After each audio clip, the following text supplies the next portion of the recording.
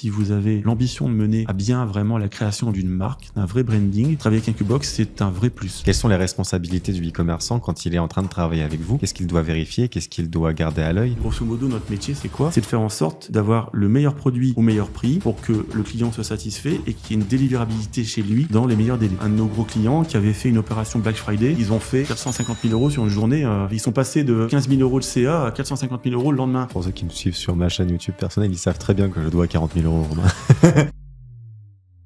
Bonjour à tous, bonjour les amis. Aujourd'hui, un nouvel épisode de podcast de Hors des Clous. Je suis encore avec mon acolyte Hugo qui de toute façon sera toujours là puisque d'un invité plus ou moins lors du premier épisode, il est devenu maintenant mon acolyte principal et on sera toujours à deux. Je fais partie des meubles en fait sur ce podcast. Voilà, tu fais partie des meubles, etc.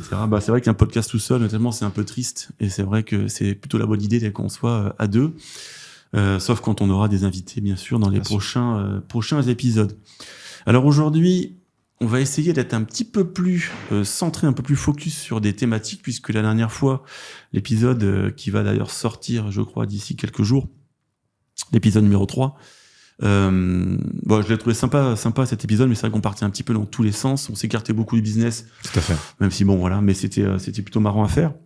Après tout, c'est le cadre aussi de ce type de podcast sous forme de discussion ouverte, mais on va essayer quand même de centraliser un petit peu sur des sujets assez précis et aussi pour ne pas faire des épisodes qui durent 2 heures. Ça serait plutôt pas mal. En tout cas, surtout pour les quelques épisodes qui vont suivre, là où on a effectivement 3 sujets qui ont été bien définis. Ouais. Et donc, chaque épisode va traiter un sujet. Et celui d'aujourd'hui, ça va être notamment sur ton métier, Romain, parce que c'est quelque chose qui revient très souvent. Il y a beaucoup d'interrogations sur le métier du coup d'agent e-commerce, des questions autour de à quoi est-ce que ça correspond, des questions pour savoir quelles sont les conditions pour travailler avec un agent, pourquoi est-ce qu'il faut travailler avec un agent. En bref, du coup, tu es fondateur d'Incubox et Incubox du coup est la premier du marché sur le marché francophone en fait dans la thématique agent e-commerce. Et donc, je pense que c'est intéressant que tu puisses expliquer un petit peu quels sont les ressorts de tout ça autour de ce métier-là et donc dans quelle mesure est-ce que c'est important, etc. Donc, j'ai préparé dans ce cadre-là tout un tas de questions qui reviennent assez régulièrement. La première de ces questions étant du coup juste un petit peu de la définition. Qu'est-ce que c'est, Romain, un agent e-commerce? Qu'est-ce que c'est en quelques phrases, en quelques mots, factuellement, c'est quoi? Factuellement, alors j'aime bien prendre l'image du chef d'orchestre sur tout ce qui va toucher à la chaîne d'approvisionnement de votre boutique. Si vous êtes e-commerçant, donc vous allez vous affairer pour faire un site le plus... alors, je ne vais pas forcément parler d'esthétisme, enfin le plus efficace possible en termes de marketing, que ce soit au niveau des images, des fiches produits, du produit en lui-même, de la thématique, des créatives, etc. Donc ça, c'est votre compétence, c'est votre talent.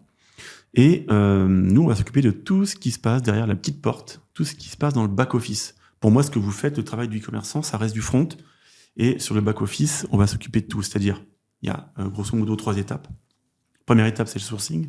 Donc en fonction en fait, de ce que le e-commerçant vend et nous demande donc de sourcer, on va sourcer tout et n'importe quoi. Donc c'est vrai que quand je dis tout et n'importe quoi, c'est assez vague. C'est-à-dire que on a vraiment des clients qui font des produits extrêmement qualitatifs, très chers d'ailleurs à l'achat, très très personnalisés, puisqu'on est vraiment, nous, experts dans la création de marques et dans le branding.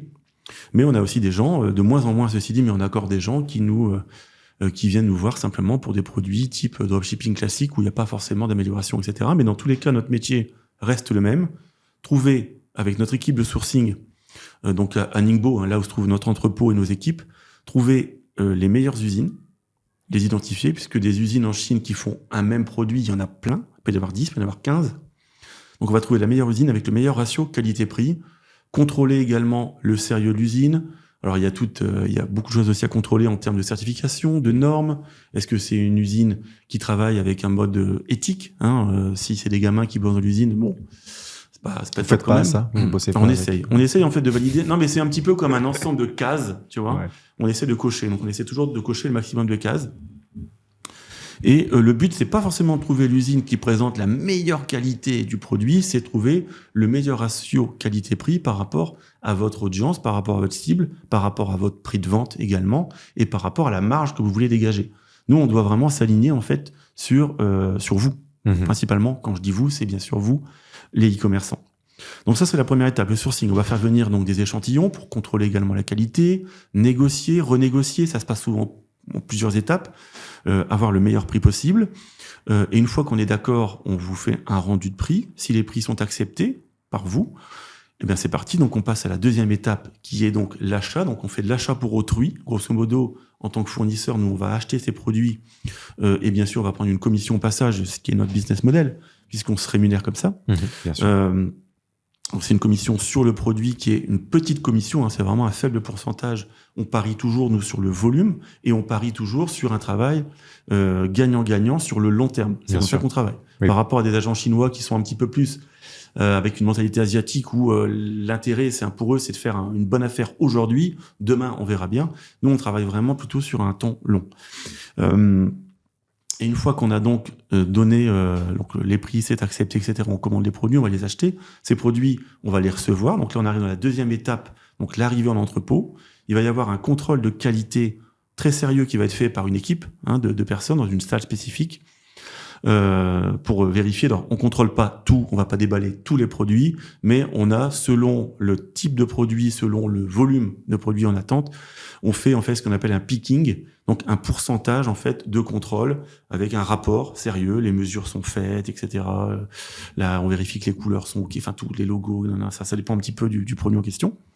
On va tout vérifier sur donc un pourcentage, à peu près 20-25% des produits, voire plus ou moins selon les produits. Puis deuxième étape dans l'entrepôt, ce sera donc la mise dans les racks. Donc il y a une place spécifique pour chaque client et les produits vont être rangés dans des boîtes spécifiques avec un QR code particulier. Si jamais c'est pas confidentiel, on fera des inserts à ce moment-là peut-être, donc on des racks en question animaux. Ouais, tout à fait. On peut faire des petits inserts effectivement pour montrer quelques images de ce qui se passe là-bas. Selon les rushs que vous avez, parce qu'effectivement, je sais qu'on peut pas. On en parlera dans une des questions de la confidentialité de l'agent avec les autres marques, mais donc j'ai le souvenir d'avoir vu des rushs du coup de Limbo, mais je me rappelle plus si on voit les marques en question ou pas. Je pense qu'on peut pour insérer certains rushs où ça reste effectivement invisible en termes de marque.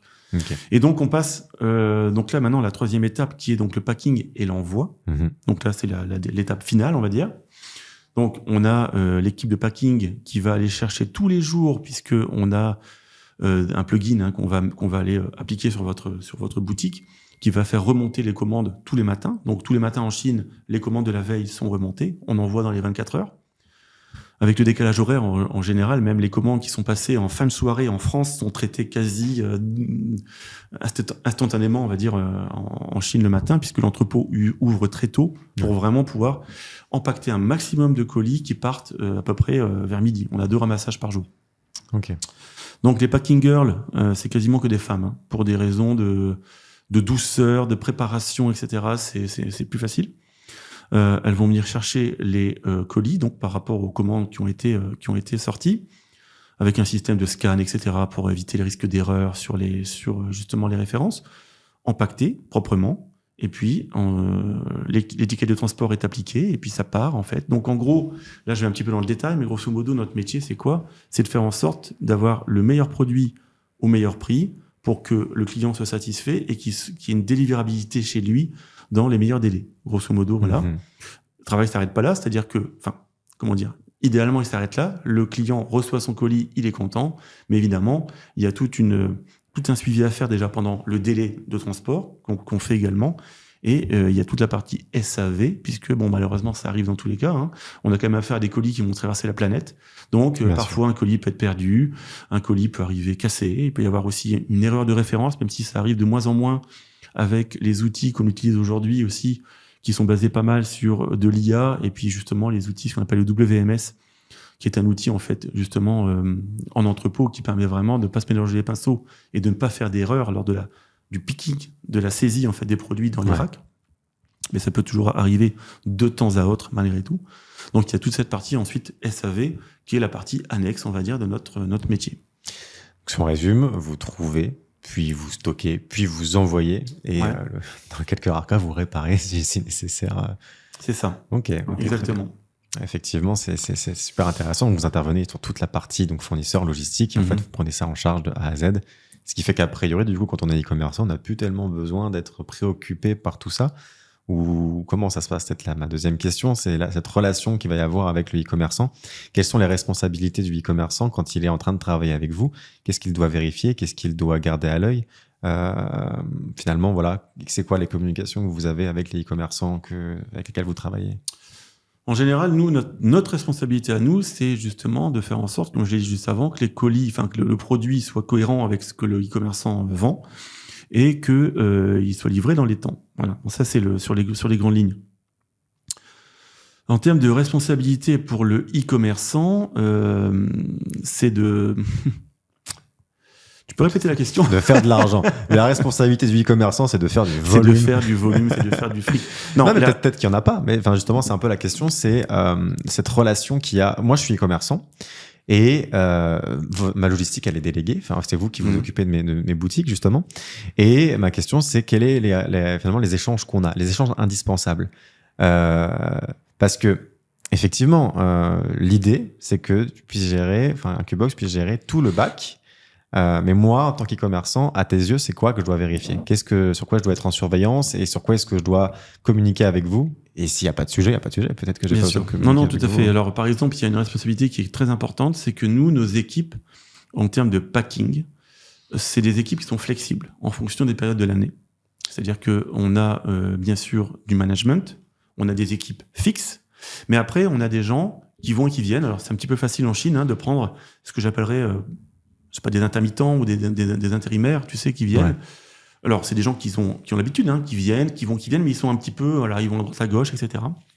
Et en fonction, en fait, des périodes, sur certaines boutiques, sur certaines grosses boutiques, puisque, bon, des boutiques qui font 10 ventes par jour, ça pose pas tellement de soucis.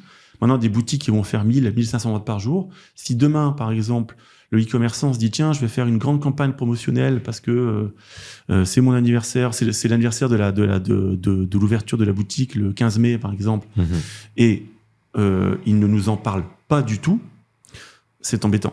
Ça, c'est déjà arrivé assez souvent, c'est-à-dire qu'il y a des opérations comme ça qui se font, et puis le e-commerçant se dit, bon, bah derrière, ça roule de toute façon. Non, c'est pas que ça roule, parce que nous, en fait, on a des personnes affiliées, en fait, plus ou moins à certaines boutiques. Par exemple, il y a une personne qui va pouvoir paquer les colis de 3-4 boutiques par jour. Il y a des fois 2-3 personnes sur une seule boutique. Donc, si par exemple, tu fais, mettons, 500 ventes par jour, grosso modo, 500 commandes par jour expédiées, donc on a un personnel dédié pour ça, et que demain, tu as fait une promotion de fou, tu as fait des emailing, tu as vraiment scalé tes business, enfin ton marketing pour une opération spéciale dont on n'a pas connaissance, ça va provoquer des retards, évidemment, puisque si tu passes de 500 ventes par jour à le lendemain, 2500 ventes par jour, on ne pourra pas traiter ces ventes en temps et on va prendre du retard qui va s'accumuler sur plusieurs jours. Et là, c'est très embêtant. Très embêtant parce qu'en plus, ça va nous retomber dessus ensuite. Oui, c'est trop long. Le SAV, il y a des problèmes. Qu'est-ce qui se passe, etc., etc. Ouais. Tu vois, je vois, ça fait partie des responsabilités du e-commerçant dans la communication. Alors, on communique principalement sur des outils comme WhatsApp avec les e-commerçants. Alors bien sûr, il y a l'email pour tout ce qui est, on va dire, formel, la facturation, etc. Mais par contre, pour ce genre de conversation, on communique quasiment tous les jours, en fait, par le biais entre nos équipes. Alors, tout le monde est francophone, j'entends. On a les équipes Chine qui gèrent donc la partie logistique, la partie sourcing, etc. Tout ce qui se passe en Chine est géré par nos équipes chinoises. Okay. Quoique on a aussi Alexis qui est, on va dire, le responsable logistique qui est français. Lui fait des allers-retours entre la Thaïlande et la Chine très régulièrement. Il est en Chine d'ailleurs actuellement. Mais toutes les équipes en fait avec qui effectivement les e-commerçants interagissent sont des équipes francophones, totalement françaises et francophones. Donc on parle principalement par WhatsApp. Donc c'est vrai qu'il y a souvent un canal de communication qui est ouvert et qu'on utilise tous les jours. Ok, fluide en fait. C'est ultra fluide, ultra réactif. Je peux très bien t'envoyer un message demain et dire écoute, demain on a une grosse opération. Bon, déjà, si je te reviens du jour au lendemain, c'est déjà un peu tard. Mais voilà, là, je peux très bien dire, OK, là, je viens de doubler mes budgets publicitaires. Fais au mieux. Mais en tout cas, les équipes vont, du coup, a priori, être débordées, avoir plus de volume à traiter dans les prochains jours, etc. On a des périodes, évidemment, en Q4, à partir du moment où on arrive, à partir du 15 novembre, un petit peu avant Black Friday, on renforce nos équipes de manière assez importante. On a à peu près une dizaine de personnes qui arrivent en plus, en supplément, pour la période à peu près, on va dire début novembre, grosso modo, début 15 novembre jusque fin janvier, puisque les soldes également, c'est une période qui est importante. Donc là, c'est vraiment la période où on a nos équipes Voilà, donc ça, il n'y a pas de souci. Mais dans l'année, il arrive parfois... Ou alors, je pense à donc un de nos gros clients qui avait fait une opération Black Friday une semaine avant tout le monde. Donc très bien, mais on l'a su effectivement la veille au soir. Tiens, en fait, demain, on a mis un budget de dingue et ils ont fait 450 000 euros sur une journée. Ils sont passés de à peu près 15 000 euros de CA à 450 000 euros le lendemain. Donc imaginez un petit peu le nombre de colis. Et ça a été comme ça quasiment crescendo sur la semaine jusqu'au réel jour du Black Friday qui était, je ne sais plus, le 25 ou le 26 novembre, je ne sais plus exactement. Mais enfin bon, c'était voilà, et on l'a su. Nous, on s'attendait, voilà, oui, le Black Friday, d'accord, mais on s'attendait pas à ce qu'une semaine avant, il y allait avoir. Donc, ça fait partie des petits du souci. Mais sinon, il n'y a pas vraiment de responsabilité en fait par rapport, enfin aussi payer ses factures évidemment en temps et en heure, évidemment. Ça c'est normal. Et puis ne pas partir en courant, effectivement, ça nous est arrivé une fois ou deux aussi, de gens qui tout à coup ferment boutique et disparaissent. Donc ça peut être très très embêtant. Pour ceux qui savent, pour ceux qui me suivent sur ma chaîne YouTube personnelle, ils savent très bien que je dois 40 000 euros. Ouais aussi, mais bon, tu ne partiras pas en courant, je le sais. Mais de toute façon, je sais où te trouver. Tu sais où me trouver, il y a toutes les adresses. Ouais. Non, mais bon, en dehors de ça, c'est simplement qu'effectivement. Le but vraiment d'un agent, c'est de simplifier. Vous n'avez pas à penser à ce qui se passe après la vente. C'est tellement compliqué déjà, on le sait, surtout en 2024, c'est de plus en plus compliqué au jour d'aujourd'hui, de pouvoir faire en sorte que quelqu'un vous donne sa confiance, sort sa carte bancaire et passe à l'étape du check-out et achète sur votre boutique.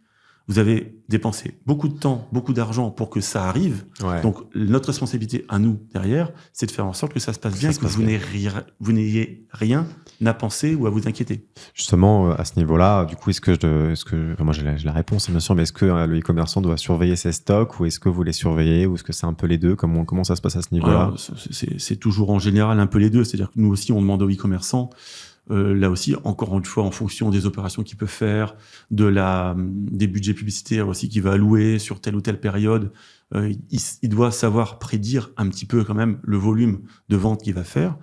Mais nous, bien sûr, on surveille. On a des outils, notamment par rapport à l'IA, on a des outils prédictifs aujourd'hui dans la logistique qui permettent aussi de pouvoir faire des calculs de statistiques et puis se dire tiens attention sur telle référence si tes ventes continuent comme sur la période ou alors calquées sur la période de l'année passée au même moment, il se peut que dans 3 semaines et demie tu n'aies plus suffisamment de cette référence, etc. Donc oui, c'est notre responsabilité première d'alerter les e-commerçants qui sont souvent un petit peu trop le nez dans le guidon, on va dire, pour justement faire attention à ça. Ouais, donc c'est à nous souvent à les prévenir en disant attention ceci, attention cela, surtout sur des clients, c'est ton cas par exemple qui a quand même énormément de références aussi en stock chez nous, donc tu peux pas forcément avoir le nez sur chaque référence. Il y a des produits principaux, mais parfois il y a certaines références que tu mettras un peu de côté ou tu penseras peut-être plus, et puis là attention, voilà, surtout qu'il faut penser aussi au délai de production. Bien sûr. Surtout si on est sur du produit personnalisé. Si tu es sur un produit type AliExpress, un produit, une tasse comme ça, totalement random, où il n'y a absolument rien de personnalisé, il n'y a pas de packaging, il n'y a rien. Bon, on te le dit, on passe la commande, en 3-4 jours, on reçoit la marchandise, il n'y a pas de sujet. Ouais, les délais de production des usines, en fait, dépendent beaucoup de la complexité et du volume que vous voulez faire, en fait. Et de la période. Et de la période aussi. Ouais, bien sûr. Si on arrive en Q4, par exemple, c'est pour ça que je dis toujours, vous voyez, on est au mois de mai, le Q4, c'est maintenant. Maintenant. C'est-à-dire, je l'ai encore dit hier, d'ailleurs, à un de nos clients, Patrick, s'il nous écoute, il se reconnaîtra. On te salue, Patrick. Je lui disais aussi, les opérations Q4, Noël, le Black Friday, ça se prépare au mois de mai, quoi. Ouais, bien sûr. Au mois de juin. Mais avant l'été, dans tous les cas. Surtout s'il y a des productions à faire de produits spécifiques pour la période. Par exemple, Patrick, alors je vais pas parler de son produit, mais il a dans l'idée de faire un coffret qui reprendrait, on va dire, grosso modo, certains de ses produits phares. Oui, donc c'est une très bonne idée de faire un coffret, surtout pour la période.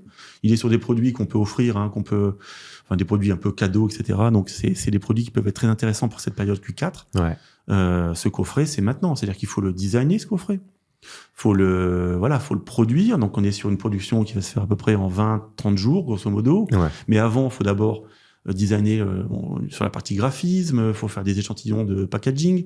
On va peut-être passer d'ailleurs par une usine qui fait des packaging, un imprimeur en fait externe. C'est pas l'usine qui fait le produit en lui-même qui va faire le packaging. Donc, si l'imprimeur lui dit attention, moi sur mes lignes de production, je peux pas faire vos boîtes avant 3 semaines minimum. Ouais. Attention. Donc, voilà, tout ça fait qu'effectivement, ça prend du temps. Puis après, il y a aussi le marketing. Là, c'est ce que j'allais dire. C'est que derrière, il y a l'intégration du coup sur le site web, et qui dit intégration dit shooting photo. Donc shooting photo, il peut y avoir des délais, soit c'est fait en interne, mais si c'est délégué à un prestataire, faut envoyer le produit, il faut qu'il le cale dans son agenda de réalisation, il faut qu'il fasse les retouches, faut qu'il livre, faut intégrer sur le site web, faut compresser par exemple si jamais les images sont pas compressées. C'est ça. Et là on parle juste de photos, mais il y a aussi les vidéos, notamment les vidéos publicitaires, surtout si c'est pour une période comme le Q4, il faut forcément avoir plusieurs vidéos publicitaires, plusieurs angles marketing.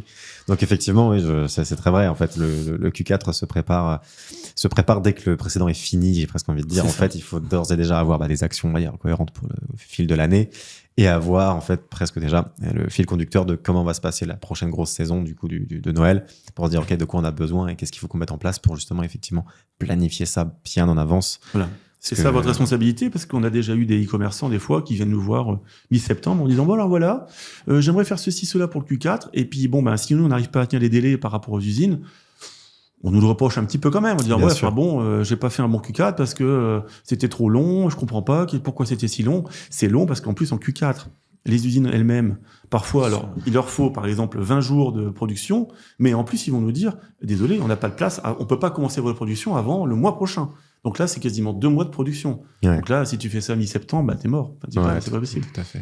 Et ça peut nous retomber dessus après en disant oui, mais enfin bon, l'usine n'est pas sérieuse, qu'est-ce qui se passe, etc. Oui, mais ça, je dirais, on est sur du temps incompressible de production. Donc, il faut vraiment, c'est ça la responsabilité en fait. C'est vraiment aussi prévoir en amont pour le e-commerçant, pour ses opérations publicitaires, son stock, ce qu'il a envie de faire également pour les périodes à venir, comme le Q4 par exemple. Pour donner des trucs peut-être un peu plus précis, par exemple, si moi je veux faire 1000 unités d'un produit où je veux juste poser mon logo dessus, voilà, c'est un produit, on dirait une gourde, tiens, une gourde sur laquelle je pose mon logo, typiquement, je veux commander 1000 unités. Tu as une idée, une estimation du temps qu'il faut pour la production? Est-ce qu'on est plutôt sur une semaine ou plutôt sur un mois? Alors, tu veux dire, admettons cette gourde, tu la vends déjà? Ah, je la vends déjà, on a déjà fait des stocks ensemble, tu vois, on est en mois de mai, jusque-là, j'arrive en rupture de stock bientôt, je vais repasser une commande. Dans combien de temps je vais recevoir mes stocks, quoi? À partir du moment où alors soit tu nous fournis toi-même, donc tu es graphiste ou tu as un graphiste, etc. Et à partir du moment où tu nous fournis les fichiers vectorisé, parce que on travaille sur de l'AI en général, du format Illustrator en usine, ou du SVG, enfin bref, peu importe, du format vectorisé, donc cohérent, on va dire, par rapport au travail attendu. Ouais. Ça peut prendre entre 10 à 20 jours, grosso modo, pour une production classique. Okay. C'est pour un logo, on n'est pas non plus sur un truc très très complexe. Maintenant, sur des produits beaucoup plus complexes, où tu as beaucoup d'étapes, en fait, où tu es vraiment sur un produit qui part de zéro, en fait, où vraiment, là, c'est une production propre, définie. Il peut y avoir un délai de préparation de 2-3 semaines, et puis après, un délai encore de 15-20 jours de production. C'est tout à fait possible. Là, on parle de personnalisation, du coup, de produits existants. Est-ce que c'est aussi votre métier ou pas d'aller dans le prototypage? Est-ce que si jamais j'ai une start-up, une idée de start-up, et que je veux concevoir un produit, est-ce que c'est aussi quelque chose où je peux vous approcher, je peux venir vous voir pour ça, ou alors pas du tout? En fait, votre rôle, c'est vraiment d'identifier, de trouver des gens qui fabriquent déjà des choses, de les personnaliser certes, mais on peut pas créer des nouveaux produits? Si, on peut créer des nouveaux produits, mais c'est toujours beaucoup plus complexe et beaucoup plus long. Là, c'est des projets qui peuvent se jouer sur 6 mois pour avoir une production de produits. Et c'est vrai que si vous n'avez, par exemple, les usines en Chine, alors les Chinois sont souvent réputés pour être des bons copieurs. D'accord. C'est pas des gens en fait qui vont c'est pas des gens qui vont être vraiment très proactifs justement dans la création d'un produit. Ils vont nous dire dites-nous, donnez-nous les fichiers 3D, fichiers vectorisés, ça dépend de quoi on parle. Donnez-nous les fichiers et puis on fera s'il faut faire un moule, on fera un moule, etc. Ça prend beaucoup de temps, mais grosso modo, ce travail doit être fait en amont. C'est-à-dire que si une start-up vient en nous disant écoutez, voilà, j'ai l'idée de faire j'aimerais faire un tabouret, mais alors je fais un dessin vite fait sur un papier, c'est bon, vous pouvez le faire? Non, on va pas le faire. Il faut faire intervenir un modéliste. Nous, ça, on n'a pas. On a des graphistes en interne, on a notamment Manon qui se débrouille aussi à peu près bien, et puis tu sais, on passe aussi, notamment par Félix, de ton côté, si c'est un peu plus technique, ou si, pour des emballages, etc., un peu plus des packaging, parce que là, on a vraiment affaire à quelqu'un qui est talentueux. Mais grosso modo, si demain, on veut modéliser un produit 3D avec des spécificités vraiment d'un produit jamais vu, il nous faut des fichiers techniques qui ont été faits par des professionnels, des modélistes 3D, etc. Mais c'est possible. On peut venir vous voir du coup avec un prototypage virtuel. Ouais. Donc vraiment en tout cas complet, donc avec les matériaux, etc. Tout à fait. Qui là, du coup, est un fichier que vous allez délivrer à des usines et c'est les usines qui vont vous parler de la faisabilité. Mais donc, Exactement. vous pouvez faire ce truc-là. Tout à fait. Alors, ce qui coûte cher, évidemment, c'est qu'on part donc sur, en général, des moules. C'est-à-dire que, grosso modo, il peut y avoir un moule comme il peut y avoir 50 moules pour en faire un seul objet. Ça dépend si c'est un objet, en fait, qui est une imbrication de plusieurs pièces jamais vues, jamais faites avant. Chaque pièce devra résulter d'un moule. Alors, un moule en plastique extrudé, un moule métal, ça dépend en fait de quoi on parle. Hein. Vraiment, c'est très très vague. Mais un moule, ça peut coûter 10, 15 000, 20 000, 50 000 euros, ça dépend de quoi on parle, encore une fois. Donc c'est souvent, voilà, c'est-à-dire qu'il faut vraiment avoir un budget énorme derrière. Il vaut toujours mieux, si vous avez un budget plus modeste, dire, écoutez, on part d'un objet, par exemple, je vais prendre encore l'exemple de cette tasse, qui est totalement con comme exemple, mais on part de cette tasse, j'aimerais que cette tasse soit plus fine, plus haute, avec une anse, par exemple, plus longue. Oui, mais on part déjà d'une tasse, on part déjà d'une usine qui sait faire de la tasse, etc. Donc, il suffira plutôt d'améliorer soit une fonctionnalité, soit une forme, soit la couleur, soit mettre un logo, etc. Mais grosso modo, c'est mieux de partir déjà d'un objet existant et de vouloir l'améliorer. Plutôt que de partir de zéro d'un truc jamais vu nulle part. D'accord. Non, mais c'est vrai que c'est intéressant parce qu'effectivement, en fait, il n'y a pas que les e-commerçants, les dropshippers qui peuvent du coup vous approcher. Vous travaillez aussi du coup quand même avec de la start-up, avec des trucs comme ça, des trucs qui peuvent avoir des idées. Si on a quelqu'un qui a fait une levée de fonds, il peut très bien vous approcher et pour dire, ok, on va passer par vous, je mets un billet sur la table pour prototyper physiquement. Bien sûr. Truc. Ouais. Ah, c'est intéressant. En fait, c'est pas que du tout dropshipping, e-commerce. Non, et j'ajoute aussi que dans nos cordes, alors c'est vrai qu'on communique moins là-dessus, mais on a également des clients qui font simplement de l'import principalement. On a des gens qui sont des distributeurs. Par exemple, je pense à un client qui avait fait des outils électroportatifs. Donc là, on a été parti en fait d'un modèle déjà existant. On avait changé, donc c'était un laser, je crois, j'en ai peut-être déjà parlé. Je crois que je t'en avais déjà parlé de ce client qui était quelqu'un qui était intéressant. Alors finalement, ça s'est pas passé comme prévu de son côté, donc il a dû arrêter. Mais bon, on a travaillé un petit moment avec lui, c'était quand même vachement bien. Donc lui, c'était du container. On faisait pas de l'envoi à la pièce. C'était du container. Il vendait ses produits chez des distributeurs physiques, dans des magasins vraiment de grande distribution, dans du retail. Et on était parti en fait d'un mètre laser. Vous savez les télémètres laser là qui envoient des lasers dans tous les sens pour poser du parquet, pour poser du faux plafond, etc.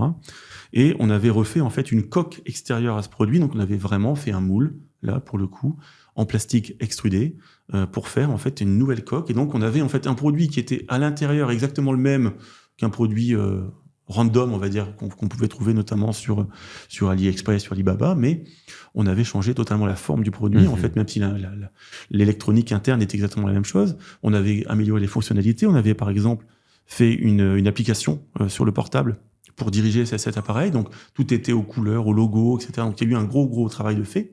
Donc, tout ça est tout à fait possible. Donc, on a poussé assez loin, on va dire, la personnalisation de ce produit-là. Ouais, d'accord. Bon, après, il y a le packaging, etc. Évidemment, tout ça qui était aussi logoté, on va dire, au nom de cette marque. Mais donc, on a également beaucoup de clients qui font de l'import, par exemple, de voitures pour les enfants. Vous savez, les voitures dans lesquelles les enfants montent à l'intérieur, les BMW, etc. On a eu des clients qui ont fait tout un tas de trucs de ce genre. Ok, ouais, c'est super intéressant. Du container, de l'import, il n'y a pas de souci. Et si on te pose la question à toi directement sur c'est quoi finalement les produits avec lesquels tu préfères travailler ou c'est quoi les types de projets avec lesquels tu préfères travailler, est-ce qu'il y a des catégories de produits qui sont soit plus simples, soit tout simplement plus intéressantes? Si tu devais trouver quelques-unes, ça serait quoi ces catégories de produits que tu... Les produits que j'aime bien, en fait, c'est... Alors déjà, c'est des produits qui réunissent aussi plusieurs cases, c'est-à-dire qui cochent plusieurs cases. Des produits qui se vendent déjà. Déjà des produits qui se vendent. Non, mais c'est des produits déjà où le e-commerçant en fait a déjà un budget qui permet de pouvoir commander des minimums intéressants pour l'usine. C'est-à-dire que ça va déjà simplifier notre travail en termes de nœuds. C'est-à-dire que nous, on arrive devant une usine qu'on ne connaît pas. On a un réseau d'usines en fonction des produits qu'on vend habituellement. Mais si demain, par exemple, on va aller sourcer en fait un produit avec lequel on n'a jamais travaillé, on va se présenter devant une usine en général qu'on ne connaît pas. Donc il faut à la fois que cette usine montre patte blanche pour nous, des preuves de sérieux, la manière dont justement les paiements peuvent s'opérer, quelle est leur éthique de travail, etc. Il y a quand même beaucoup de choses à vérifier. En général, d'ailleurs, on va sur place si c'est des productions qui sont importantes. Encore une fois, si c'est pour des produits de quelqu'un qui vend 5 pièces par jour, on va pas forcément se déplacer, on va pas faire 3000 km dans une autre province de Chine pour aller vérifier ça. Maintenant, si c'est des productions qui sont importantes, on se déplace, etc. Donc, Mais il faut bien comprendre que nous aussi, on doit montrer patte blanche. C'est-à-dire que grosso modo, si on vient en disant, bah voilà, on aimerait faire 100 pièces, l'usine se dit, ouais, enfin, c'est qui ce clochard, quoi. Grosso modo, ils s'en foutent. Donc, ce qui est intéressant pour nous, déjà, c'est, avant même de parler de produits, c'est qu'il y ait un volume d'achat de produits estimé qui est déjà assez important. Deuxième chose, c'est notre spécialité de faire du branding. Donc, plus on va pouvoir personnaliser le produit, mieux ce sera. Mieux ce sera pour le client, puisque lui-même, enfin le e-commerçant, puisqu'il va également avoir une valeur ajoutée énorme, d'avoir un produit totalement personnalisé, unique, qui va vraiment se détacher de la concurrence. Donc déjà, ça c'est intéressant pour lui et pour le client final, le consommateur. Mais pour nous déjà, c'est, je dirais, un peu plus excitant aussi de travailler sur un produit, voilà, plutôt qu'un produit type dropshipping, entre guillemets, à la con, pardon. Waouh, c'est super vexant. C'est un peu vexant. Non, mais je veux dire un produit sur lequel il n'y a aucune valeur ajoutée. Bon, bien sûr. D'accord, on va passer la commande. C'est de l'argent qui est facile pour nous, grosso modo, puisque c'est vrai, hein, si le client est d'accord sur nos prix, on va donc négocier au mieux, on va commander ses produits, ils arrivent, on fait un petit contrôle qualité, c'est tout. Mais c'est pas très excitant, on va dire. C'est pas très challengeant non plus pour nous. C'est du business. C'est du business, voilà. Maintenant, si demain, par exemple, tu me dis, bah, tiens, j'aimerais créer une nouvelle ligne de micro comme ça. Ouais, tiens, ça, c'est intéressant parce que c'est un produit qui n'est pas trop gros. On est sur de l'électronique, c'est vrai, mais on va pouvoir faire des propositions de design quand même. On va pouvoir aussi de donner des conseils. Enfin, voilà, c'est quelque chose qui est intellectuellement un peu plus stimulant. Donc, tu préfères les micros que les balais à chiottes, en gros, du coup. Ouais, je préfère, si c'est à choisir. Non, mais voilà, si jamais c'est un balai à chiottes très personnalisé. Mais on n'a pas de produit. Pourquoi pas des balais à chiottes si c'est un balai à chiottes révolutionnaire, si tu veux, dans sa forme, dans sa fonction, qu'il a un design incroyable et qu'il y a vraiment, c'est game changer, ce balai à chiottes sur le marché. Je te parle de mon prochain projet, hein, tu l'auras compris, des balais à chiottes vraiment personnalisés, des trucs où tu mets des têtes de personnalités politiques à la place. Ah ouais, c'est pas mal ça. Dans la brosse, en fait. C'est un truc. Tu me dis si c'est faisable, hein, mais donc il faut que les petits épis là de la brosse arrivent à dessiner le visage. Et là, on a du président, on a de la personnalité. Tu vois, tous ceux qui sont un petit peu dans la sauce en ce moment, bam, balai à chiottes. Pour citer un youtubeur, Norman Tavo, hop, directement, bam, balai à chiottes, Norman Tavo. Alors là, en plus avec la coupe de cheveux qu'il a, je dirais, ça fait un super balai à chiottes. Ça, franchement, bon, on en parlera en off. Hein, mais si vous pouvez personnaliser ça, je suis sûr qu'on a quelque chose. Non, mais voilà. Donc, en fait, j'ai pas vraiment de produits préférés. Alors, c'est vrai qu'il y a des produits, par exemple, les cosmétiques. Je parle pas des accessoires cosmétiques, c'est pas mal. Mais les cosmétiques en eux-mêmes, il y a beaucoup de réglementations en Europe. C'est assez compliqué. Il faut faire passer des tests de laboratoire. C'est assez cher. C'est long. Ça, c'est un petit peu délicat comme produit. Ouais. C'est pas infaisable. Hein. On l'a déjà fait plusieurs fois pour beaucoup de clients. Mais c'est vrai que c'est pas les produits que je préfère parce que c'est assez pénible. C'est très, très long. Mais voilà, c'est juste qu'on a besoin, nous aussi, dans notre métier, d'être stimulé intellectuellement, comme je disais tout à l'heure. Donc, plus c'est challengeant, plus c'est intéressant, plus aussi il y a, on va dire des choses telles quelles, plus il y a de l'argent également en jeu pour nous, en se disant, tiens, c'est un produit où on a vraiment envie de s'investir parce que déjà, le e-commerçant derrière, il a un projet solide, il a du budget et le potentiel de vente est super intéressant. Donc, sur le long terme, encore une fois, ça veut dire des commandes récurrente pour nous et on se dit on s'est vraiment investi mais on est content, fier du produit qu'on a sorti et en plus il va se vendre et en plus on va bien gagner notre vie là-dessus. C'est cool. Voilà. Mais sinon après j'ai pas d'objet particulier de préférence. Ok. Est-ce que tu peux nous parler un petit peu des critères, si tu devais faire une liste à puces, des critères que vous regardez auprès d'une usine avant de travailler avec elle, qu'est-ce qui est le plus important à regarder, ouais. Est-ce que c'est le prix? Est-ce que c'est la manière de travailler? Est-ce que c'est les minimums? C'est quoi les critères que vous regardez? Les critères, alors encore une fois, ça va vraiment dépendre je répète toujours la même chose, mais un petit peu de quoi on parle. C'est-à-dire que si c'est encore une fois un e-commerçant qui vient nous voir pour un produit, mais bon, il fait 5 ventes par jour, on ne pourra malheureusement pas investir du temps humain on pourra pas faire déplacer quelqu'un avec prendre le train, faire 3000 bornes, 3000 hôtels pour aller vérifier que l'usine est OK et faire ça sur 10 usines différentes. C'est pas possible. Mais on va quand même s'assurer dans tous les cas, même pour les e-commerçants plus modestes ou alors qui sont sur un projet qui débute. Donc évidemment, les ventes sont pas encore extraordinaires, mais si le projet, on valide que le projet est super intéressant et pourrait l'être aussi pour nous pour l'avenir, on va aller sur place. On va contrôler les usines.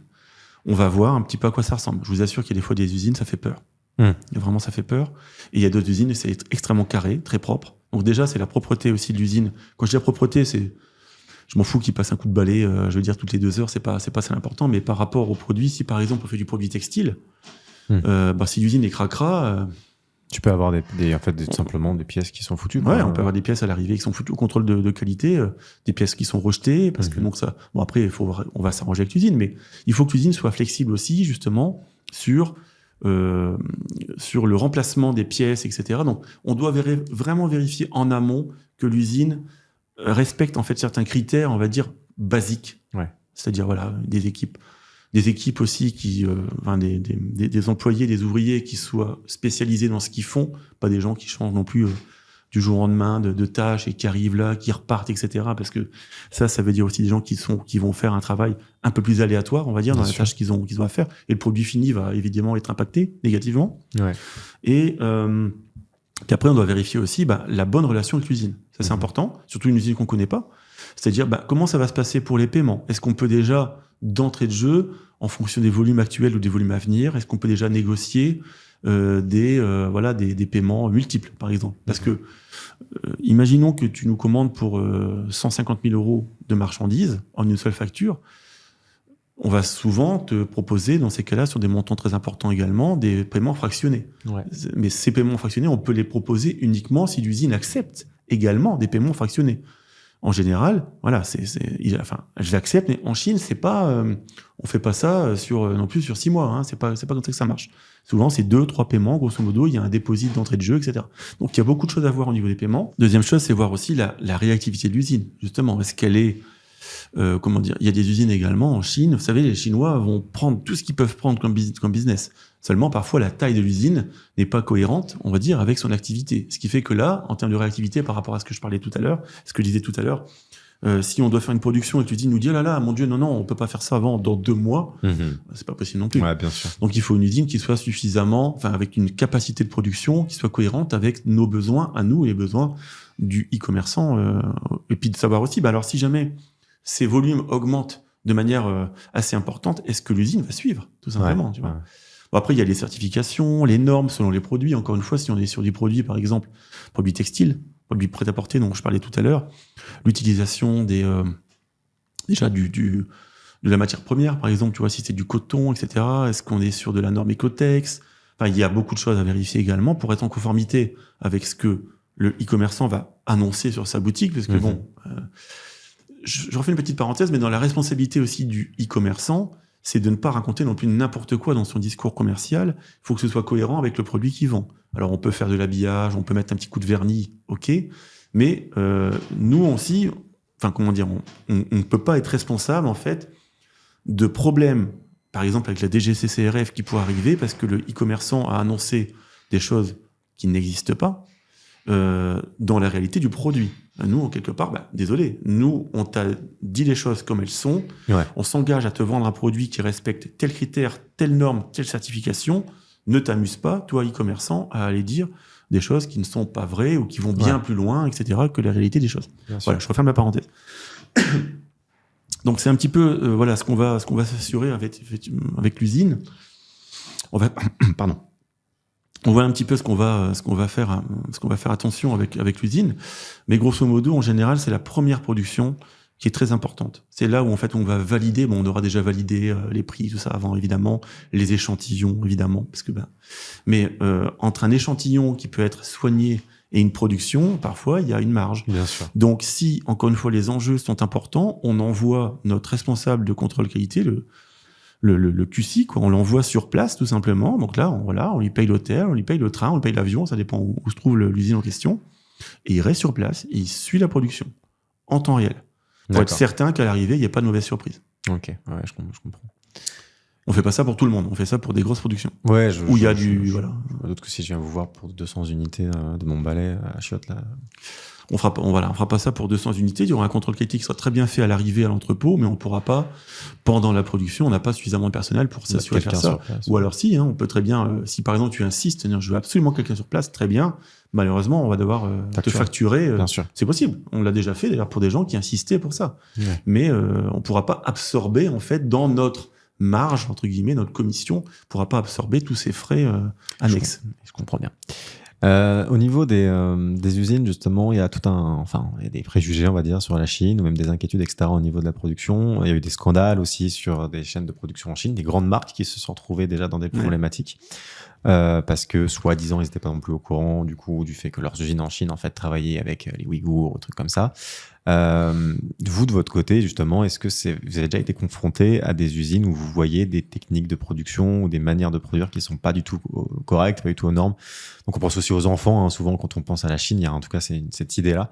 Vous, c'est quelque chose que vous avez pu constater? C'est quelque chose qui existe? Quel est votre point de vue là-dessus? C'est quelque chose qui existe. On l'a jamais constaté de nos yeux parce on a un soin très particulier dans la sélection des usines. Même si on se déplace pas sur place, on va quand même s'assurer quelque part de la crédibilité de l'usine, sa légitimité, son ancienneté, etc. Maintenant, il existe aussi des choses. Alors ça, c'est plutôt Sylvain qui pourrait en parler puisqu'il l'a vu beaucoup au Vietnam. Même des grandes marques, par exemple, tu vas prendre Aigle. Tu vois, Aigle qui vend une parka à 500 balles en magasin. Ouais. Cette parka, parfois, donc le Aigle va donc passer par également un agent qui va les représenter en Asie, qui va ensuite, donc c'était le travail de Sylvain par exemple, qui va ensuite trouver des fabricants. Si le fabricant est validé, pas de problème, c'est génial, il est sérieux, c'est propre, il n'y a pas d'enfant, il n'y a rien de tout ça, c'est nickel. Ok. Sauf que si l'usine en question est débordée, pour tenir ses délais, elle peut également sous-traiter en douce à un atelier où là, les mecs sont assis le cul par terre, dans une nuée de plumes, tu vois, de canards pour faire les... Voilà. Mais au final, la marque ne le verra même pas, parce qu'ensuite, ça va être réintégré dans l'usine, sur la ligne de production. Donc, les contrôleurs de qualité, puisque oui, ça, j'en ai pas parlé, mais nous, pour s'assurer aussi que tout va bien, j'ouvre encore une petite parenthèse que je refermerai aussitôt, mais on passe également par des centres de contrôle de qualité, je pense à ITS, par exemple, externes. C'est-à-dire, c'est des audits de qualité. Ils arrivent, soit dans les usines, soit pour valider, en fait, des produits, issus de la production finale, pour valider que tout est OK dans les normes. Donc là, ils ont des appareillages, c'est des laboratoires, en fait, réellement. Donc, on s'assure également de la qualité de la production des usines. Et ça, c'est nous qui absorbons ça, pour vraiment s'assurer que c'est nickel. Donc, grosso modo, voilà, donc pour revenir sur cet exemple, alors je parle d'Aigle, je ne cite pas Aigle comme étant, c'est pas forcément le cas pour Aigle. C'est une marque que je cite comme ça. Ça pourrait être n'importe quelle autre marque. Mais c'est assez généralement le cas. Donc, c'est vrai que peut-être que ça nous est arrivé aussi de l'autre côté, qu'une usine avec laquelle on travaille, étant peut-être un peu... surmener en ce moment, etc., pour tenir les délais et déléguer en fait une partie de ses productions à d'autres ateliers où là, on a un droit de regard qui est beaucoup moins assuré. Ça peut être vrai en fait quand des marques en fait. Ça peut être vrai. Ça peut être vrai. Et elles ne le savent pas forcément. Ça peut en fait, voilà. Le problème c'est qu'on va les mettre un peu au pilori en disant ouais, les salauds, ils ont travaillé avec des usines, avec des Ouïghours, etc. Mais peut-être qu'elles ne le savent pas, peut-être qu'elles le savent. Les très grandes marques, à mon avis, on a affaire à des enjeux financiers tels que, je pense qu'ils ferment un petit peu leurs yeux aussi plus facilement, mais il y a aussi des marques, à mon avis, qui sont totalement abusées par leurs partenaires en Asie. Ça, c'est tout à fait possible. C'est vrai qu'il y a un peu cette opacité, quand même, mine de rien, où d'un moment, ce qui se passe en Asie, je le vois, je discutais il n'y a pas si longtemps avec quelqu'un qui, du coup, est responsable dans des services juridiques et fait justement ça, des trucs de vol de propriété intellectuelle, etc. Sur des dossiers comme ça, et qui m'expliquait qu'effectivement, globalement, leur service pouvait intervenir sur plein de sujets de vol de propriété intellectuelle, mais avec ce qui se passe, quand c'est la Chine, tu fais un produit, tu le mets sur le marché européen, tu le protèges avec des brevets, etc. Mais il se retrouve sur AliExpress 3 mois après. Alors, ça c'est autre chose. Ouais, c'est autre chose, mais plutôt ce truc, du coup, pour illustrer à quel point, avec la Chine, traiter avec la Chine, ça a un peu ces travers-là où, c'est la jungle. Non, mais c'est la jungle, la loi clairement. Et tout, là-bas, tu peux pas forcément faire marcher beaucoup de choses. C'est pour ça que ça m'amuse. Je voyais d'ailleurs dernièrement des stories d'une fille, d'une e-commerçante, qui se déplace en Chine, là, dernièrement. C'est génial, la Chine, etc. C'est super, on voit ce qui se passe sur place, etc. Et elle fait, j'aime bien cette fille, j'ai absolument rien contre elle. Mais en soi, oui, c'est très bien d'aller sur place, c'est très bien, mais sauf qu'en Chine, on va vous montrer ce qu'on voudrait bien vous montrer. C'est pareil en Inde, j'ai travaillé un petit peu au Céclin, etc. On vous montre ce qu'on veut bien vous montrer. Ce qui se passe derrière, c'est pas votre business, quelque part. Et grosso modo, c'est difficile d'avoir un réel contrôle, en fait, sur ce que vous allez pouvoir produire, ou la qualité des produits, les normes, les certifications. Il y a énormément de falsifications, même sur les normes. C'est-à-dire qu'encore une fois, par exemple, je parlais tout à l'heure de produits pour enfants. Imaginons qu'on parle de doudou ou de produits pour les biberons, pour les bébés, etc. On peut très bien vendre des produits en se disant non, mais mon agent chinois, l'usine m'a assuré que c'était OK. D'ailleurs, ils m'ont donné un certificat, etc. Une fois sur deux, c'est du fake. Certificat, c'est pas du fake. C'est rien. Du coup, en parlant de certificat, quand on est e-commerçant et qu'effectivement on vend sur les marchés européens et qu'on travaille avec vous, mettons qu'on ait ce fameux contrôle et qu'on nous demande justement de justifier de l'origine, etc. Comment ça se passe dans ces cas-là? Sur qui est la responsabilité? Qu'est-ce que vous pouvez fournir comme document? Comment ça se passe? La responsabilité sera toujours sur le e-commerçant. Ça, c'est ce qu'il faut bien comprendre. C'est-à-dire que c'est pour ça que c'est important de savoir avec qui vous travaillez comme agent, comme fournisseur. Car la DGCCRF, alors si vous vendez en France, je parle de la brigade des fraudes, pour les personnes qui sont peut-être en Suisse ou ailleurs, ou en Belgique, la brigade des fraudes va toujours venir vous voir, vous. C'est vous qui vendez le produit, c'est vous qui êtes responsable.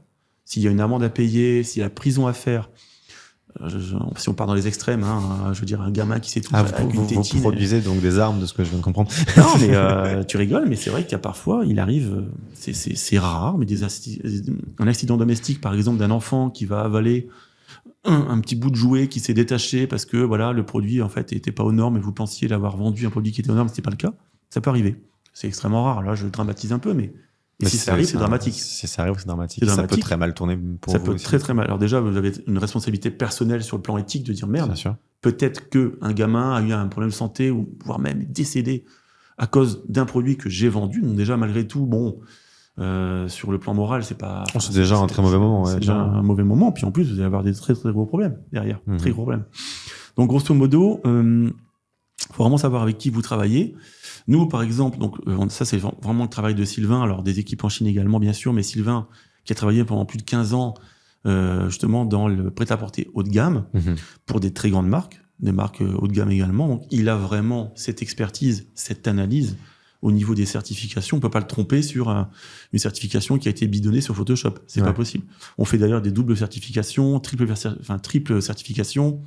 On va vraiment s'assurer, encore une fois, selon le produit. Alors, encore une fois, si on vend une éponge à vaisselle, je vous s'en fout totalement. Je veux dire, vous voyez, non, mais je veux dire, on va pas commencer non plus à emmerder l'usine sur les normes, etc. Par contre, si on vend, des vêtements, des produits cosmétiques, des accessoires cosmétiques, des choses qui vont rentrer en interaction avec la peau, les cheveux, etc. Oui, là, effectivement, c'est important d'être vraiment réglo et de s'assurer que tout se passe bien en amont. Ça, c'est notre boulot. Et d'ailleurs, du coup, tu viens de parler de produits cosmétiques. En ce moment, c'est quand même des niches qui sont très abordées dans le cosmétique, etc.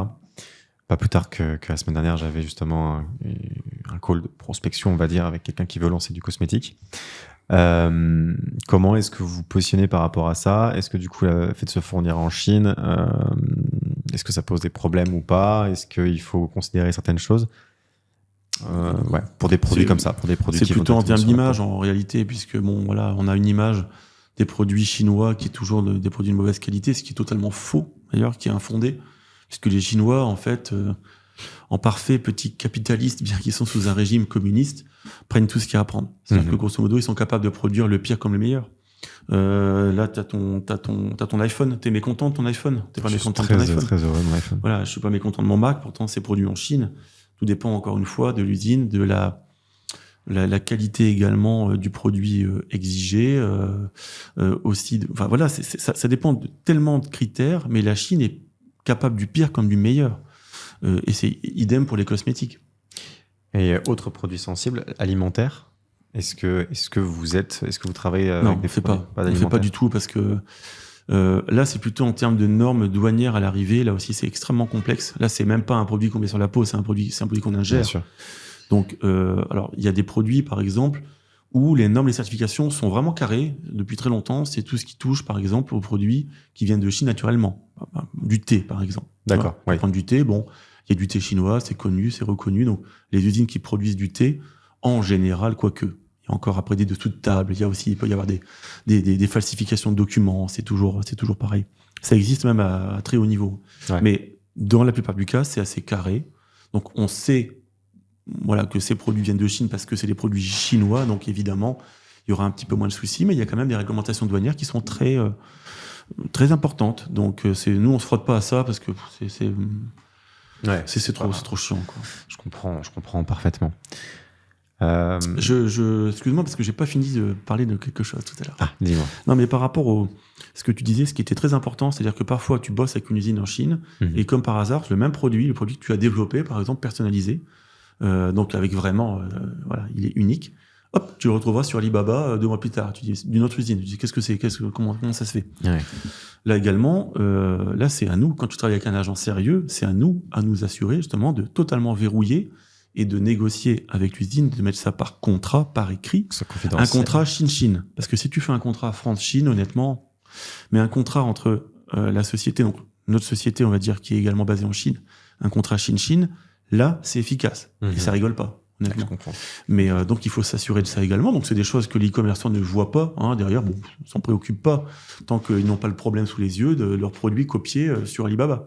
Ouais. Et si jamais c'est copié sur Alibaba, si jamais il y a une fuite, etc., là c'est pareil, c'est notre travail d'aller nous assurer de faire retirer cette fiche et de sanctionner soit d'attaquer, soit de sanctionner, soit de menacer effectivement l'agent ou l'usine qui a voulu jouer un peu au malin, on va dire. Ouais, parce qu'en fait, sinon, dès lors que le produit se retrouve sur Alibaba, en fait, c'est pas juste des particuliers qui peuvent l'acheter moins cher, on va dire, sur Alibaba, mais c'est aussi tout simplement que des revendeurs vont se positionner sur votre produit, alors que vous avez investi dans le branding, vous avez investi dans une identité, dans un nouveau produit. En fait, et tout ce travail peut tomber à l'eau comme ça, quoi. Donc, avec des gens qui vont vous copier, qui vont lancer les mêmes produits. J'ai d'ailleurs l'exemple assez dernièrement d'un de nos gros clients qui justement a voulu renégocier en fait avec nous puisqu'il a été approché par un agent chinois par le biais d'un autre agent. Bon, je sais pas ces détails, c'est pas intéressant. Mais il disait oui, voilà, j'ai eu vent effectivement qu'avec un autre agent, je pourrais avoir des prix un peu moins chers, etc. J'ai fait développer, j'ai quand même envoyé quelques échantillons là-bas sur place. Il faudrait revoir les prix, etc. Bon, donc, renégociation donc entre lui et nous, d'accord. Sauf que, entre-temps, le fait d'avoir envoyé ces produits à cet agent malhonnête, disons les choses telles quelles, comme par hasard, le produit se trouve sur Alibaba. Ah, tiens. Et on a pu intervenir. On aurait très bien pu aussi se dire, désolé, mais enfin... On va renégocier. Non, mais ce que je veux dire, c'est qu'il faut faire vraiment très très attention à avec qui vous communiquez en Chine et à qui vous envoyez vos informations confidentielles. Bien sûr. Le volume de vente que vous faites, c'est parce que l'agent va dire, c'est pas mal, ils font des ventes importantes sur l'année, sur un an, ils ont fait 300 000 ventes de ce produit, c'est pas mal. Il y a un marché pour ça, etc. Donc voilà. En Chine, des gens malhonnêtes, il y en a énormément. Il y a beaucoup de gens honnêtes, mais il y a beaucoup de gens malhonnêtes également. Donc c'est vraiment savoir avec qui vous bossez. Et c'est le rôle, encore une fois, de l'agent. Donc là, je parle évidemment de nous chez Incubox, mais de mettre vraiment, de mettre des barrières anti-feu comme ça partout pour cloisonner au maximum effectivement votre produit et votre business. Bien sûr. Et si jamais du coup là pour les e-commerçants qui nous regardent, qui se disent effectivement je veux travailler avec un agent, etc. Quelle est la marche à suivre à ce stade du coup? Est-ce qu'ils sont tous éligibles? Est-ce qu'ils ont tous le droit de travailler avec Incubox? Et si oui, comment ça se passe? Là, s'ils veulent dès maintenant, du coup, rentrer en contact avec Incubox et donc avec ces agents de sourcing, finalement. Vous pouvez déjà nous contacter si vous avez déjà un minimum d'expérience. Parce que grosso modo, si vous avez simplement un projet, vous avez vu une vidéo de Yumi Denzel ou de Lucas Biver qui dit oui, le dropshipping c'est super. Ou de Hugo Fa sur ma chaîne YouTube. Ou de Hugo Fa, par exemple. Moi, je vous encourage quand même d'abord à travailler avec AliExpress. Commencez déjà simplement à comprendre un petit peu le principe même du e-commerce, du dropshipping. Commencez déjà à comprendre le principe.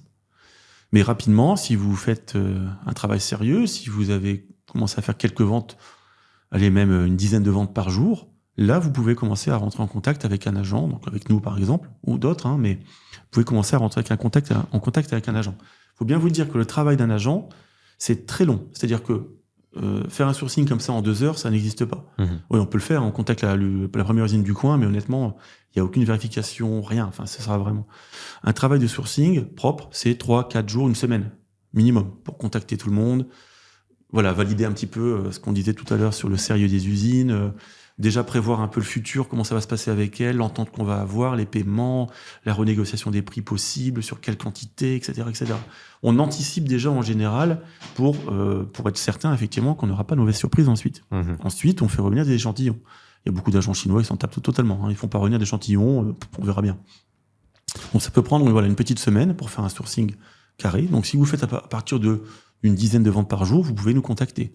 Maintenant, si vous faites 10 ventes, vous avez par exemple 750 références sur votre site et vous faites 10 ventes, non, là désolé, là je vous parle de 10 ventes pas forcément sur un monoproduit, mais sur une gamme assez restreinte de produits, parce que faire des sourcings sur 750 produits, c'est pas possible. De faire des sourcings sérieux, c'est pas possible. C'est identifier possiblement 400, 500 usines, c'est absolument pas possible. Voilà, donc il y a un travail qui est... on attend aussi une reconnaissance de ce travail. Il faut bien comprendre que ça bosse, quoi. Je veux dire, c'est pas... Et si jamais on décide de vous payer pour ce sourcing, oui, bien sûr. Alors, d'ailleurs, parfois, on impose un paiement. C'est-à-dire que si on est sur un sourcing complexe, avec un produit justement sur lequel il y a de la personnalisation poussée, il se peut qu'on facture... Alors, on facture jamais, en fait, des sommes réellement cohérentes avec le travail, parce que si on facturait, on pourrait facturer 3 000 euros, 4 000 euros, 5 000 euros, selon, encore une fois, le temps que ça va demander, le travail et le nombre de personnes impliquées. Mais en général, on facture un sourcing 100 euros, 150 euros, 250 euros, ça dépend en fonction de la complexité. Parfois, pas du tout, ça dépend. Si c'est un produit qui est beaucoup plus simple ou un produit qu'on connaît, on a déjà un réseau d'usines, tout va bien. Mais si on connaît pas, qu'on a vraiment beaucoup de travail à faire, on peut effectivement facturer des frais de sourcing si c'est très complexe. Ouais, je comprends, bien sûr. Là, je dirais, c'est un peu du cas par cas. Ça dépend vraiment du projet. Donc, effectivement, en fait, quand on est malgré tout débutant et qu'on n'a pas beaucoup de budget, c'est pas la peine de rentrer en contact avec vous tout de suite. Il faut d'abord faire ses armes. Il faut d'abord commencer à faites un peu vos armes. Faire du business. Et quand vous ferez du business correctement, vous pourrez faire du business encore plus correctement en passant mais bon, voilà, mais tu le sais très bien. Enfin, je veux dire, il y a quand même une multitude de compétences à comprendre. C'est un métier qui réunit plusieurs domaines de compétences qu'il faut maîtriser. Donc, je dirais, à quoi bon passer par un agent qui va pas s'y retrouver si vous faites pas des quantités importantes, suffisantes du coup. Donc, vous ne pourrez pas bénéficier de tarifs intéressants. Non, je pense qu'effectivement, à partir du moment où vous faites un petit peu de vente, vous pouvez commencer à nous approcher ou approcher d'autres agents, mais step by step. Ouais, ok, je comprends parfaitement. Et c'est aussi ma recommandation en tant qu'e-commerçant de toute manière, avant même d'investir tout simplement dans des stocks, etc. Effectivement, de d'abord stabiliser un business, de d'abord comprendre tous les rouages, les différents enjeux pour avoir un écosystème qui est viable. Et c'est uniquement une fois que vous maîtrisez un petit peu tout ça qu'il faut aller scaler son business et aller du coup vers monter, passer un cap et avoir du coup des stocks pour livrer plus rapidement, etc. Avoir de meilleure qualité, avoir l'identité de sa marque posée sur les produits. Mais c'est vraiment étape par étape. Surtout au niveau des compétences, au niveau du budget, j'ai envie de dire, s'il n'y a pas de budget, il faut commencer par là pour faire un capital, pour pouvoir après investir. Si jamais vous avez déjà des gros budgets, là c'est juste un sujet de compétences. Si vous avez juste 100 000 euros sur la table, que vous pouvez poser sur la table mais que vous n'avez aucune compétence, ça ne sert pas non plus à grand chose, ou alors il faut se faire accompagner. On accompagne des profils un petit peu comme ça, mais faut vraiment faire attention. On a aussi des gens qui veulent faire tout eux-mêmes mais qui n'ont aucune compétence, qui veulent juste du coup passer pour vos services. Quand il est question de faire des stocks, malgré tout, voilà, si vous avez de l'argent à investir, oui, pourquoi pas, mais ça risque de pas marcher parce que derrière vous n'avez pas ce qu'il faut pour en fait faire du marketing correctement. Ça va vous pénaliser. Honnêtement, je préfère vendre des produits, vendre quelqu'un qui vient nous voir, qui veut prendre 5000 pièces, c'est génial. Super, on va se faire une bonne marge. Mais finalement, si la personne n'a pas les compétences derrière, on n'a plus le budget, elle a tellement dépensé en trésor pour acheter du stock qu'elle n'a plus de budget pour faire de l'ADS, qu'elle n'a pas les compétences simplement, ces stocks vont dormir dans notre entrepôt, vont prendre beaucoup de place. On va en envoyer un de temps en temps. C'est pas rentable. Au bout d'un moment, il va se poser cette question. Alors déjà, le e-commerçant va se démotiver. Il aura énormément d'argent qui dort comme ça, et ces produits vont finir aussi par se dégrader au fil du temps. Je pense à ça, par exemple, dernièrement, là, j'étais donc en Chine au mois de mars. Donc, en faisant un petit peu le tour des stocks, il y a des produits, il y a un stockage froid, grosso modo. Donc, hors des racks, on a des produits qui sont là depuis un moment. On a un client qui nous paye un petit peu parce qu'effectivement, quelqu'un qui n'a plus du tout d'activité, on lui fait payer un petit forfait. Alors c'est franchement ridicule même par rapport à Amazon, etc. Mais il paye un mini forfait en fait de stockage puisqu'il prend de la place au sol en fonction du volume de produits. Et je regarde un petit peu ces produits, ça fait 2 ans et demi, 3 ans qu'ils sont là. Alors c'est un entrepôt en Chine, un entrepôt partout d'ailleurs. C'est un entrepôt qui est chauffé à minima l'hiver. Et l'été, il fait chaud. On va pas climatiser l'entrepôt. C'est totalement ridicule. Donc, avec les écarts de température sur 2-3 ans, là, on est sur un produit textile avec un emballage plastique.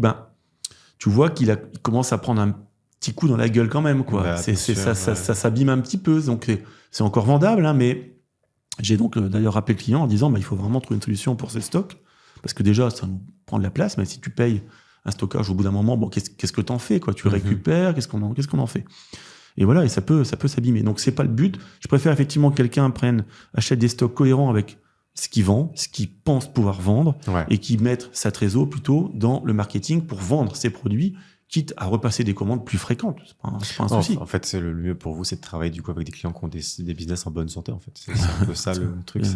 Tout à fait. C'est ça le plus important. C'est pas ça le plus important. Une commande factuelle. Encore une fois, c'est du gagnant-gagnant sur le long terme. C'est vraiment ce qu'on vise. C'est du réassort régulier. C'est la recommande. C'est des gammes qui s'agrandissent, des nouveaux produits qui arrivent. Tiens, j'aimerais développer ceci, cela en plus. Voilà, c'est ça qui est intéressant. C'est un business en bonne santé. Je comprends. Voilà. Donc faire un très bon coup une bonne fois, c'est cool, mais c'est pas plaisant. Et puis même, il y a même presque un sentiment de culpabilité, un peu de se dire, alors finalement, nous on a gagné notre vie, mais le e-commerçant, lui, finalement galère parce qu'il n'arrive pas à vendre ses stocks. Alors, désolé, on va pas. Et les usines, honnêtement, dans ces cas-là, ne comptez pas sur les usines pour reprendre les stocks, elles ne les reprendront pas. Elles ne reprennent jamais les stocks. Pas de retour arrière. Pas de retour arrière. Et si vous avez personnalisé en plus vos produits, pour réussir à les vendre à un autre e-commerçant, par exemple, de notre réseau, etc., c'est très, très difficile. Faut vendre la marque au passage, en fait. Ah voilà, faut vendre la marque au passage. Donc, c'est très difficile. Donc, voilà, dans l'idée, effectivement, stocker ce que vous savez vendre.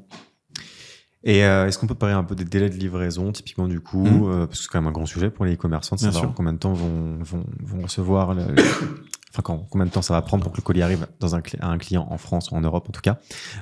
Vous, dans votre cas, c'est quel type de délai de livraison? Donc pour un produit, on va dire standard, je sais pas, un bijou, une gourde. Ouais, un bijou, une gourde, donc c'est des colis qui sont petits, qui sont assez légers, donc on n'est pas ce qu'on appelle sur du bulky cargo, c'est-à-dire des colis hors normes, grosso modo, qui vont nécessiter parfois une manipulation manuelle, etc. Donc là, on est vraiment sur quelque chose qui est automatisé.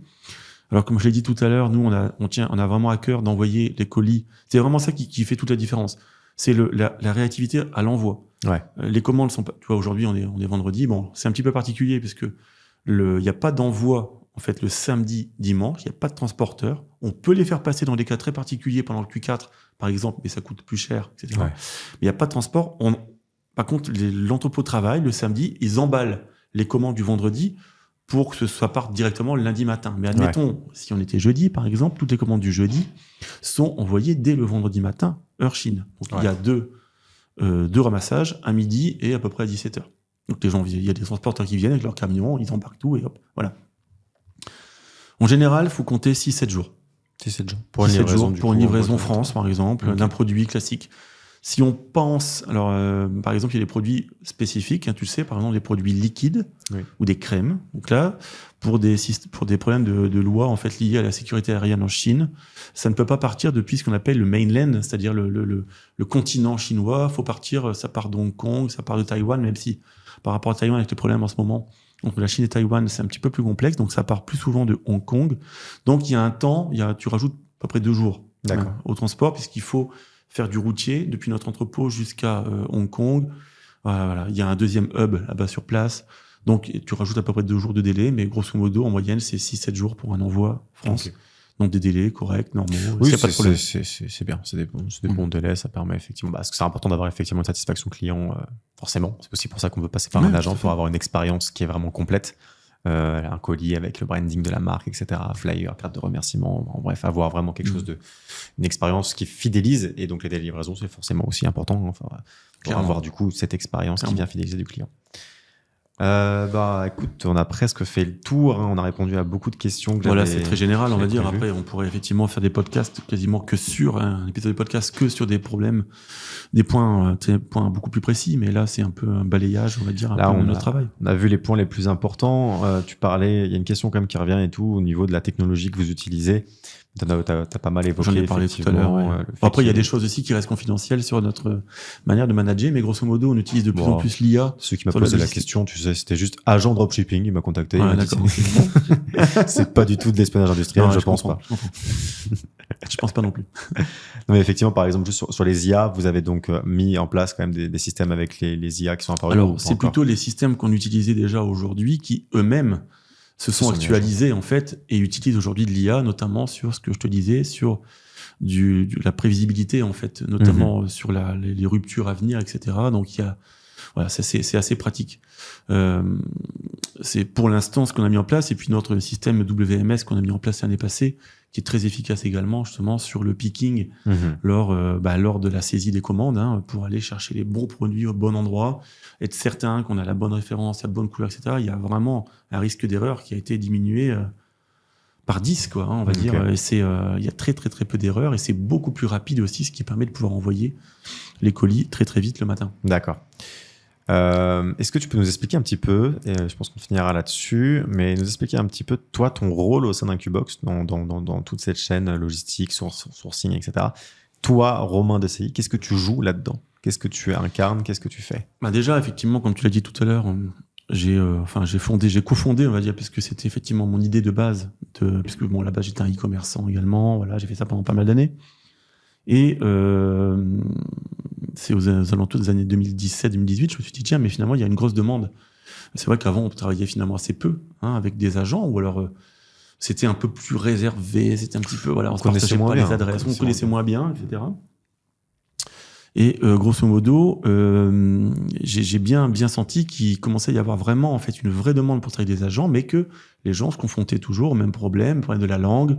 Les agents chinois qui disent toujours oui à tout, mais finalement ça se passe pas finalement super bien. Des problèmes de délai, de qualité, etc. Je me suis dit tiens, il y a peut-être un coup à jouer sur le fait, puisque mon associé actuel Sylvain, donc je vais pas refaire encore tout l'historique d'Incubox, mais je me suis dit tiens, je pourrais effectivement proposer à Sylvain qu'on puisse s'associer, lui travailler déjà en Asie, donc il travaille déjà très très très très régulièrement avec la Chine, le Vietnam, la Thaïlande, etc. Il avait ses compétences de sourcing et de production, etc. Il travaillait avec des fournisseurs, il savait vraiment, il maîtrisait tout ça. Donc on s'est associés, on a créé Incubox. On était très dans l'opérationnel évidemment au départ. Maintenant Incubox va bientôt avoir 5 ans, il aura 5 ans cette année. Donc, grosso modo, je m'occupe plus de tout ça au sens où on a des équipes qui gèrent effectivement, donc françaises également, qui vont gérer justement les portefeuilles clients qu'on a, donc c'est-à-dire justement gérer les relations journalières avec les clients, donc l'envoi des factures, l'envoi les questions, tiens j'aimerais travailler sur une nouvelle gamme de produits, qu'est-ce que t'en penses, etc. Tout ça effectivement on ne gère plus, ou alors on survole. On s'occupe encore de certains gros clients, on va dire, où là il y a vraiment des enjeux qui sont importants, donc c'est encore Sylvain et moi qui nous occupons de ça. Moi, aujourd'hui, je m'occupe aussi de choses externes, on va dire Incubox. On a fait des investissements sur des domaines très différents. Donc, je gère aussi en partie ça. Et puis, il y a la création de contenu, comme on le sait, qui est importante, qui me tient à cœur. L'année passée, on en avait déjà parlé, mais on n'a pas pu mettre en place ce qu'on voulait mettre en place. Cette année, on commence timidement encore à mettre ça en place, mais ça va, je pense et j'espère, être de plus en plus fréquent. Donc, mon rôle au sein d'Incubox aujourd'hui, c'est plutôt un rôle presque, comment dire, une carte un petit peu plus de représentant d'Incubox, de assurer un peu plus de visibilité encore de nos activités. C'est un milieu qui change très vite.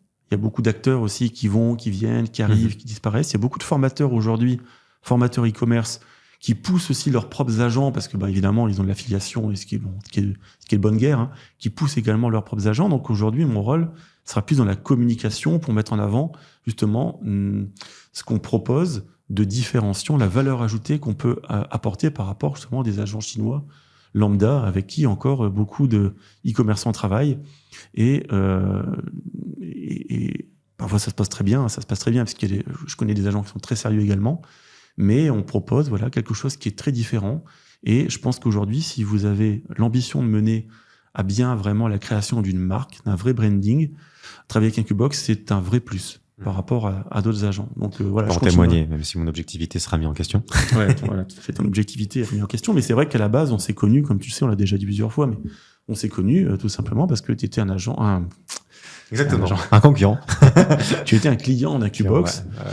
Et puis on est venu à sympathiser, et puis on est venu à trouver des points communs, et puis voilà, on est venu à s'associer sur aussi d'autres projets, notamment les accompagnements qu'on fait au jour d'aujourd'hui pour des e-commerçants qui sont peut-être plus débutants ou qui ont un peu peur de passer à l'étape supérieure. Mais voilà, donc un petit peu mon rôle chez Incubox aujourd'hui est un rôle un peu plus flou, puisque je navigue un peu entre plusieurs tâches, mais en tout cas sur l'opérationnel, je suis beaucoup moins présent aujourd'hui, mais j'ai l'œil sur tout. Je lis tout. Tous les matins, en fait, je passe 1 heure en buvant mon café. Je lis tout ce qui se passe à la fois sur la partie Chine, tout ce qui se passe sur la partie justement des échanges entre les différents clients. Alors, on a moins de clients aussi aujourd'hui, il faut quand même dire aussi des choses. Hein. Aujourd'hui, on a une 50aine de clients actifs. À une époque, on en avait 200 actifs en même temps. On a perdu beaucoup de clients qui faisaient du dropshipping basique, on va dire. C'est plus complexe aujourd'hui. Et puis, on s'est centralisé sur des clients qui ont des objectifs différents, justement, des accompagnements à la création de marque, quelque chose qui nous intéresse aussi plus et qui sont plus rentables sur le long terme. Ouais, bien sûr. Voilà, un petit peu ce qu'on peut dire. Bah, je pense que on va s'arrêter là peut-être pour ce premier épisode. Pas du tout. Pas du tout, parce qu'en fait, simplement, on aimerait peut-être en enregistrer deux, trois aujourd'hui. Donc, c'est pour ça que je dis premier épisode. Mais évidemment, pour vous qui allez voir cet épisode, c'est simplement un épisode parmi d'autres. Donc, rendez-vous au prochain épisode. La prochaine fois, c'est moi qui aurai des questions à te poser, puisqu'on va parler d'un autre thème que tu maîtrises bien mieux que moi. Donc, ce sera moi qui sera plus dans le rôle un petit peu du naïf qui pose des questions aux spécialistes, mais ce sera très intéressant. Donc ne manquez pas ce prochain épisode. Et en tout cas, si ça vous intéresse, ce qu'on fait, si vous voulez nous motiver, nous encourager, n'hésitez pas à vous abonner, à cliquer sur la petite cloche et à partager, à recommander évidemment. Pouce bleu, le commentaire. Vous trouverez aussi dans la description tous les réseaux sociaux et les sites web pour voir un petit peu tout ce qui est proposé dans notre écosystème. Exactement. Incubox, les services d'Incubox, niveau sourcing, mais aussi niveau accompagnement, niveau microservices et nos réseaux, donc Instagram, YouTube, etc. pour nous suivre sur d'autres plateformes et sur d'autres formats. Exactement. Donc on se dit à très bientôt pour le prochain épisode. À très bientôt. Merci de nous avoir suivis. Bye bye. Salut.